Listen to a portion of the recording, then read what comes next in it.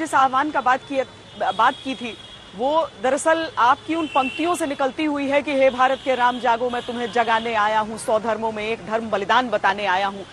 ये जो राम की परिभाषा या फिर आपके मन के जो राम आप बता रहे हैं वो आज के दौर में कितना प्रासंगिक है। लेकिन मैं आपसे एक बार फिर, चूंकि मैं जब भी आपसे बातचीत करती हूँ मुझे ये पंक्तियां आपके मुंह से सुनना बड़ा अच्छा लगता है, इसीलिए अगर वो आप कर भी सकें और थोड़ी सी उसकी व्याख्या हमें कर सकें।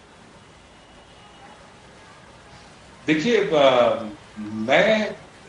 मेरे जो राम है वो पूर्णतः प्रासंगिक है, क्योंकि राम राज्य में सिर्फ राम का चरित्र ही नहीं है, राम का दर्शन।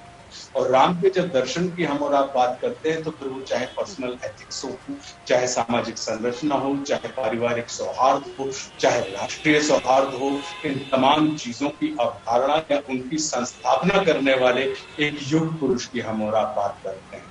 तो मुझे लगता है कि राम कहीं सोए नहीं है, राम कहीं खोए नहीं है, वो कहीं ना कहीं हमारे और आपके, देखिए, सतयुग में सत शक्तियां यानी जो देव थे वो अलग लोक में रहते थे और जो दानव थे वो अलग लोक में रहते। युग बदला तो देव और दानव दोनों एक ही लोक में रहने लगे त्रेता में।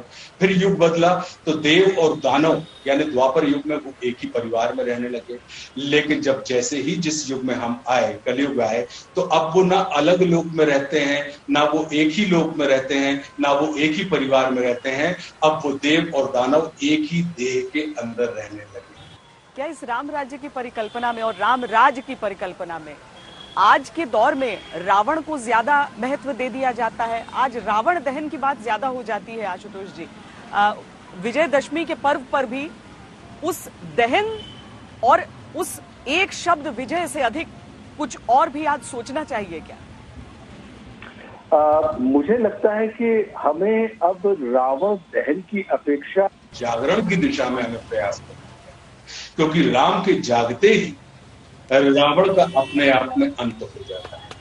तो क्योंकि हम कब तक सिर्फ और सिर्फ रावण को जलाते रहेंगे, इसलिए मैंने इस पूरी अपनी इस किताब में कहीं ना कहीं उनके चरण नहीं, बिल्कुल पूरे के पूरे आचरण की बात की है। राम राज्य के अंदर जीवन दर्शन की बात की है, सिर्फ जीवन चरित्र की बात नहीं की है। क्योंकि मेरे लिए अपने आप में ये एक बड़ी विलक्षण बात थी बेटा कि मैं ये सोचता कि हम और आप हमेशा से ये सोचते रहे हैं कि परमात्मा का सानिध्य हमारे और आपके जीवन में वो विकलांग व्यक्ति की, मतलब यार ये कहा जाता है कि ईश्वर की यदि कृपा हो जाए तो पंगु व्यक्ति, कलड़ा व्यक्ति भी पहाड़ जाता है। लेकिन कथा हमें ये सुनने में मिलती है कि कोई एक शूर्पणखा रामचंद्र जी के संपर्क में आती है और वो व्यक्ति, वो महिला विरूपित कर दी जाती है, यानी उसके नाक कान काटे जाते हैं। और वो भी तब जब उसने अपनी वासना ईश्वर के सामने समर्पित कर दी। और यह है कि यदि हम अपनी वासना को ईश्वर के चरणों में समर्पित करते हैं तो हमारी वासना उपासना में रूपांतरित हो जाती है। मेरा मन ये मानने नहीं था, मुझे लगता था कि संभव है परम पूज्य वाल्मीकि जी महाराज, परम पूज्य तुलसीदास जी महाराज कहना कुछ और चाहते थे और हमने उसको बिल्कुल लौकिक दृष्टि से, हमने उसके लाक्षणिक अर्थ को न समझते हुए